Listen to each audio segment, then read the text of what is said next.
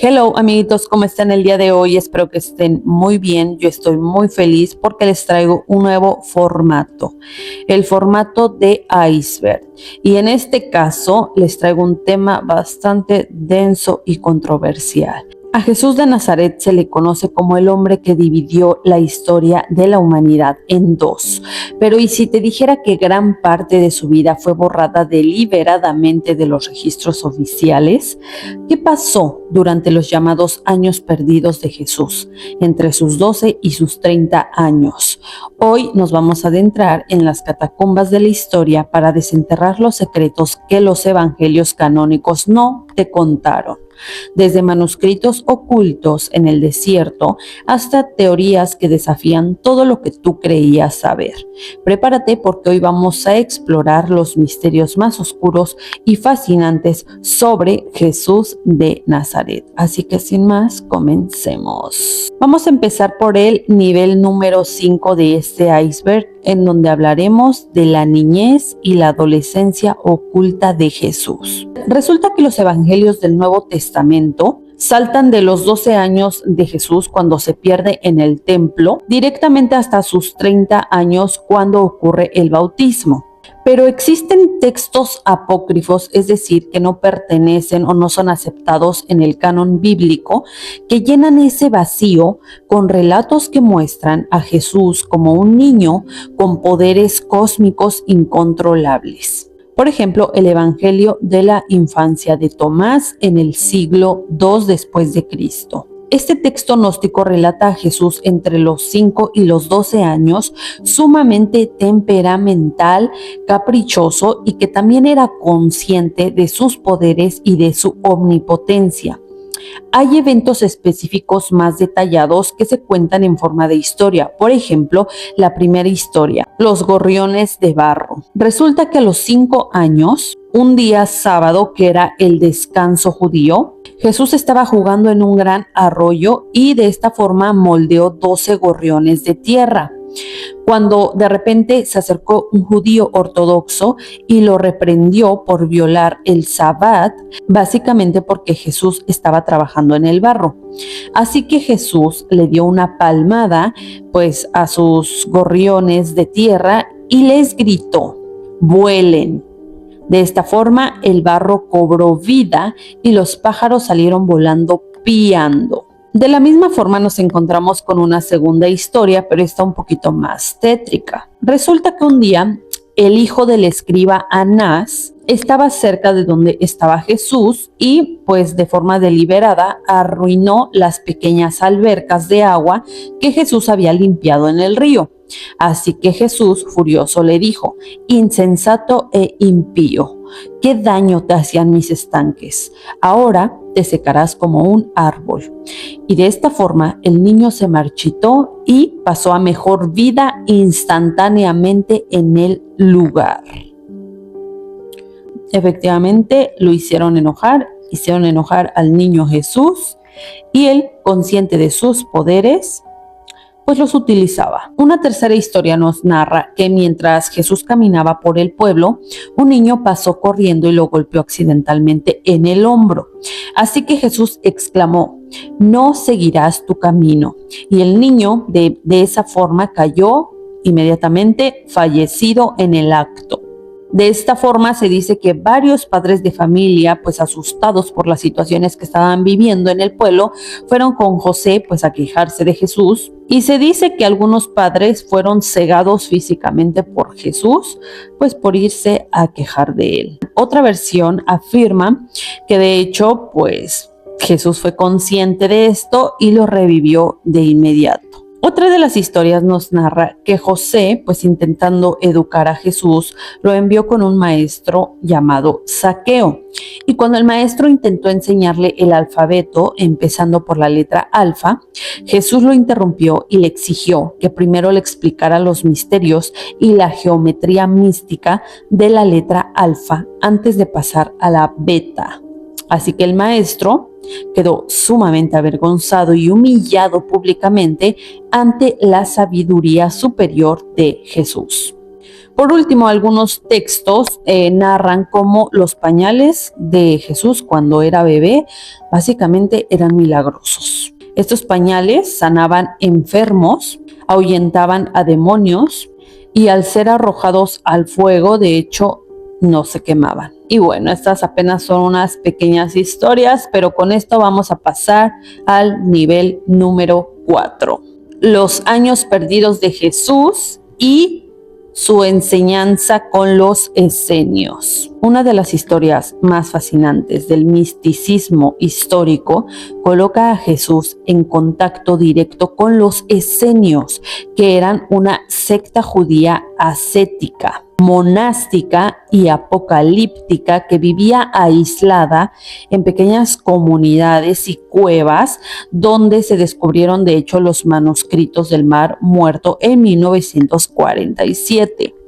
Diversos investigadores y corrientes esotéricas sugieren que hubo años perdidos de Jesús que fueron de los 12 a los 30 años y en este tiempo Jesús fue iniciado en los misterios de los esenios, es decir, en esta secta.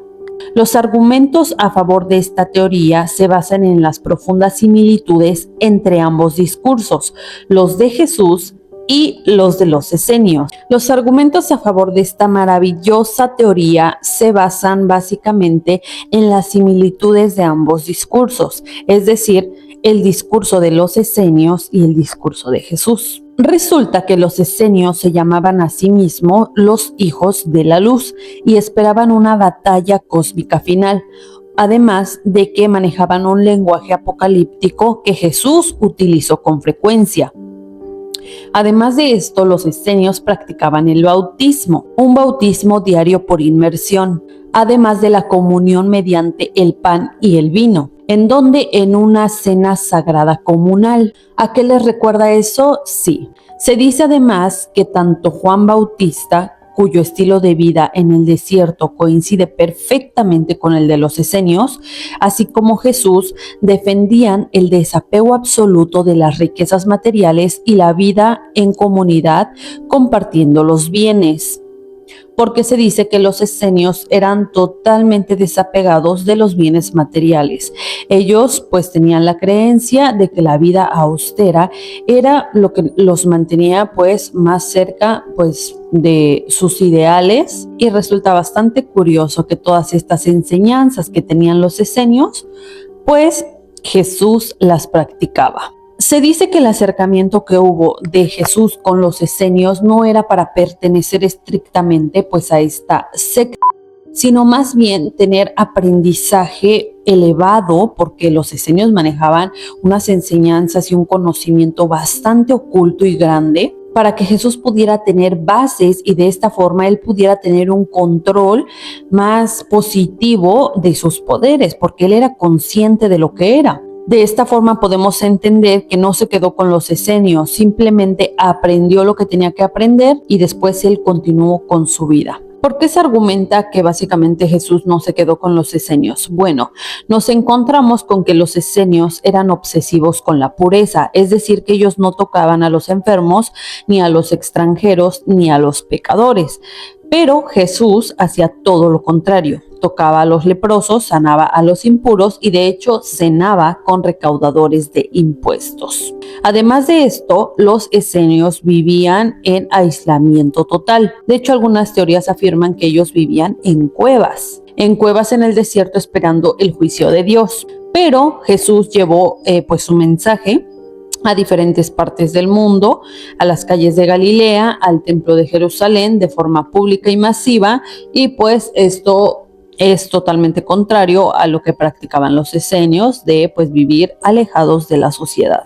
De esta forma entramos al nivel número 3, en donde tenemos a Jesús de Nazaret, a María Magdalena y a una supuesta hija llamada Sara. En la zona más oscura de este iceberg se encuentran las corrientes del gnosticismo y las hipótesis que sugieren que Jesús no solo era célibe, sino que dejó una línea de sangre real en la tierra. Sí, con María Magdalena. De hecho, en 1945 se descubrió en Egipto una biblioteca de textos gnósticos entre los siglos II y III después de Cristo que ofrece una visión radicalmente distinta de la relación entre Jesús y María Magdalena. Nos encontramos de esta forma con el Evangelio de Felipe. Este texto es la piedra angular de las teorías que relacionan a Jesús de Nazaret con María Magdalena. Esto dice textualmente: y la compañera del Salvador es María Magdalena. Cristo la amaba más que a todos los discípulos y de hecho solía besarla a menudo en la boca. De hecho, en el contexto gnóstico, la palabra compañera, koinonos en griego, significa socia espiritual o consorte, y los besos en la boca simbolizaban la transmisión directa del conocimiento divino, lo que desataba los celos de Pedro y de los demás apóstoles. En el Evangelio de María Magdalena se muestra a una María que toma el liderazgo espiritual del grupo cuando crucifican a Jesús, y de hecho también se pone a consolar a los apóstoles y les revela enseñanzas que Jesús solo le enseñó a ella. En algún momento Pedro la llega a cuestionar y le dice: ¿es que el Salvador ha hablado con una mujer en secreto sin que lo sepamos? De esta forma, pues, algunos apóstoles hacían ver que estaban un poco disconformes porque, pues, en efecto, Jesús tenía, pues, a su favorita. De acuerdo con algunas versiones, María Magdalena estaba embarazada al momento de la crucifixión, y para proteger el linaje real de las persecuciones de las autoridades romanas, pues ella huyó de Judea en una barca sin timón a través del mar Mediterráneo, acompañada por otras figuras como Marta y con Lázaro. Se dice que la embarcación llegó a costas del sur de Francia, a una localidad que hoy se conoce como Saintes-Maries de la Mer, que significa en español las Santas Marías del Mar. Según la leyenda, en ese lugar fue en donde María Magdalena dio a luz a su hija llamada Sara, conocida popularmente como Sara la Negra o Sara la Cali. Y resulta que en este entremado mitológico, el término Santo Grial no se refiere a la copa de la última cena, sino que deriva del francés antiguo sangre real, es decir, la sangre real de Sara. Por lo tanto, Sara era venerada y pues se decía que ella era efectivamente el Santo Grial. En el número 2 yo quiero hablarles un poquito acerca del juicio de Jesús. Hay un libro que yo leí cuando estaba en la carrera de Derecho que la verdad me dejó impactada, pero en efecto Jesús tuvo un juicio legal, que pues en ese tiempo era considerado como un juicio religioso, llamado el Senderín, que era un juicio judío. Tras ser arrestado en el Monte de los Olivos, Jesús fue llevado en plena noche ante el Senderín, que era el Tribunal Supremo de los Judíos, compuesto por 71 jueces y presidio por el sumo sacerdote Caifás. En este proceso legal se violaron prácticamente todas las normas y el derecho penal judío de la época. En primer lugar, nos encontramos con que este juicio era nocturno y eso estaba prohibido, ya que la ley judía prohibía estrictamente celebrar juicios penales o de capital importancia durante la noche. Estos tenían que ser a la luz del día para, obviamente, garantizar la transparencia. En segundo lugar, hubo falta de testigos coherentes, ya que para condenar a alguien a pasar a mejor vida, se requería de testimonios idénticos y fiables, de al menos 2 testigos. Y de hecho, los propios evangelios admiten que los testigos que se presentaron se contradecían entre sí. Por otra parte, se dice que hubo una autoinculpación forzada, ya que Caifás presionó directamente a Jesús bajo juramento para que declarara si era el Mesías, y bajo la ley judía nadie podía ser condenado basándose únicamente en su propia confesión, tenían que demostrarlo. Por último, hubo una sentencia express, ya que las leyes del Senderín exigían que si la sentencia era de culpabilidad en un caso de pena de muerte, el tribunal debía esperar un día entero antes de dictarla, ayunando y reflexionando para dar margen a la piedad. Pero a Jesús no se le aplicó ese tiempo para que se pudiera pensar si era lo más ideal o lo más correcto, y en cuestión de unas horas hubo una sentencia en contra de él. Al final, el Sanedrín lo declaró culpable de blasfemia, que era un delito religioso porque no estaba separado el Estado de la religión. Esto porque Jesús afirmó que verían al Hijo del Hombre sentado a la diestra del poder. Así que el castigo, según la ley de Moisés, era la lapidación, que era pasar a mejor vida a pedradas. Pero al no tener el permiso de Roma para ejecutar esto, tuvieron que cambiar la estrategia. Así que a la mañana siguiente, los líderes del Sanedrín llevaron a Jesús ante Poncio Pilato, que era el perfecto gobernador romano de Judea. Sabían perfectamente que a Pilato no le importaba en absoluto las disputas teológicas que involucraban obviamente a la religión. Así que cambiaron el cargo por un delito político contra el imperio. Así que ante Pilato acusaron a Jesús de 3 cosas. 1, alborotar a la nación. 2, prohibir pagar impuestos al César. Y 3, afirmar que él era un rey. Obviamente el tercer cargo era el más grave, porque se trataba de sedición y de alta traición al imperio, ya que al autoproclamarse como rey en una provincia romana sin el consentimiento del emperador, en este caso Tiberio, Jesús era un desafío directo para Roma. De esta forma, Pilato interrogó a Jesús en privado, y al darse cuenta que Jesús no estaba liderando ningún tipo de ejército y que decía que su reino no era de este mundo, determinó que no era una amenaza militar y pronunció una frase jurídica: no hallo delito en este hombre.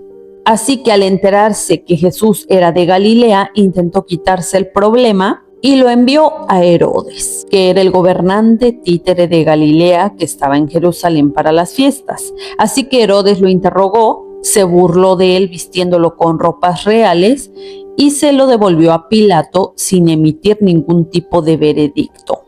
La sentencia final vino cuando, presionado por la multitud y sobre todo por la advertencia de los sacerdotes de que si soltaba a Jesús no era amigo del César, Pilato cedió. De hecho, utilizó una costumbre de la época, que era la de liberar a un prisionero por la Pascua, y de esta forma eligieron entre Barrabás y Jesús. Así que la multitud eligió a Barrabás para salvarlo.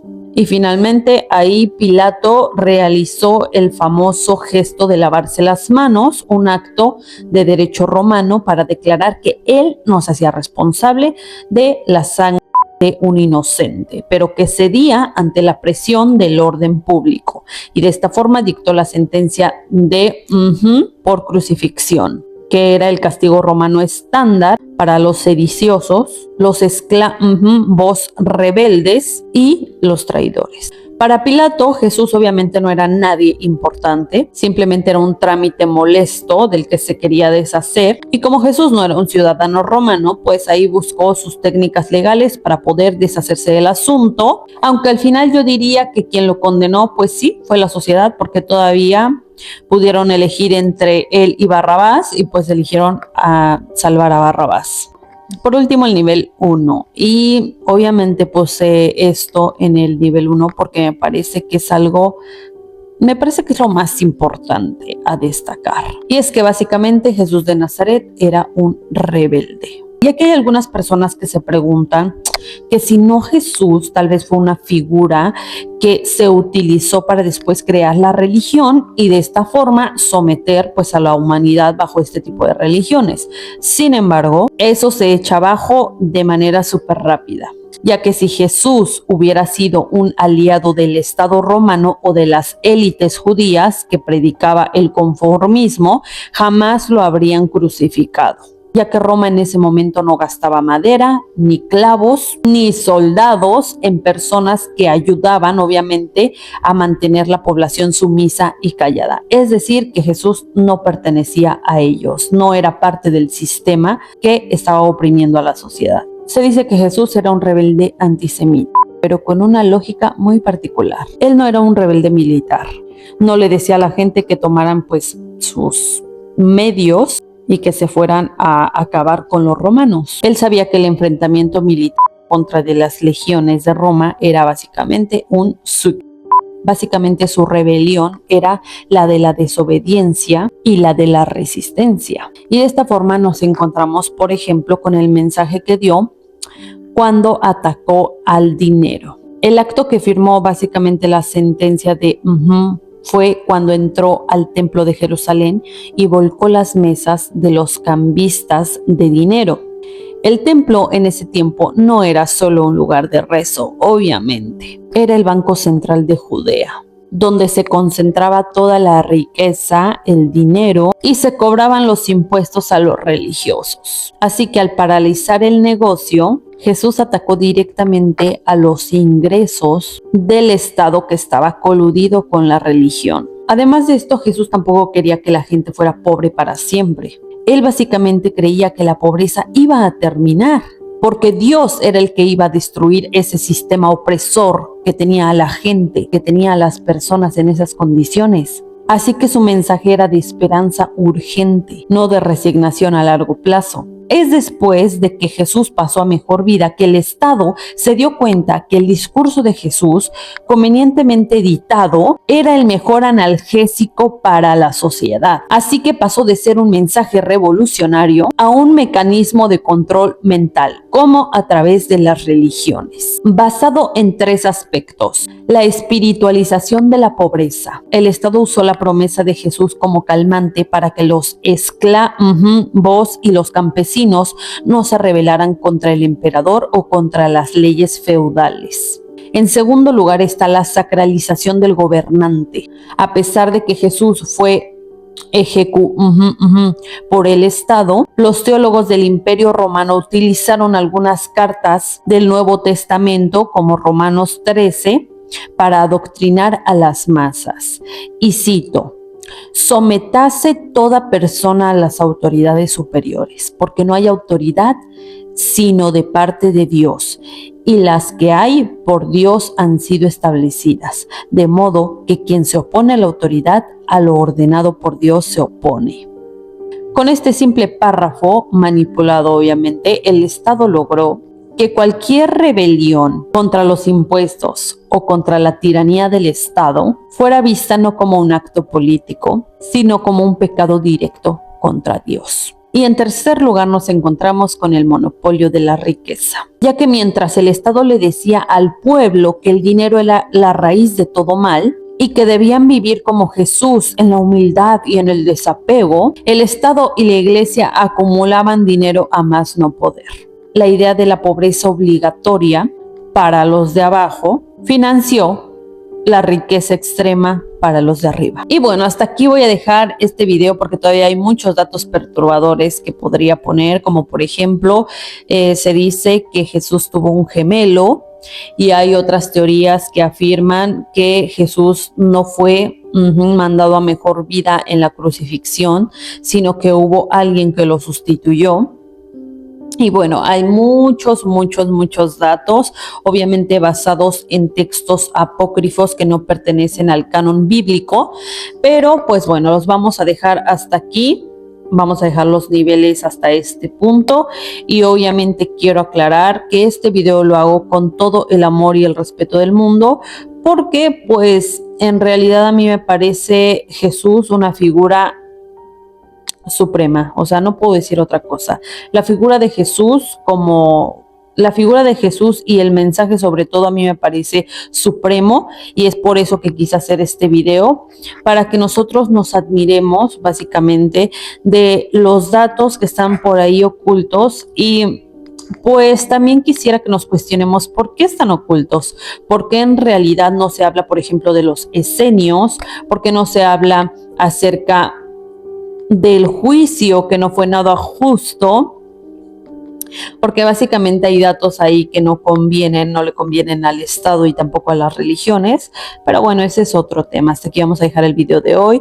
Por favor, suscríbanse a mi canal para que les llegue contenido similar, y también síganme en mis otras plataformas. Así que bueno, nos vemos en un próximo video. Chao.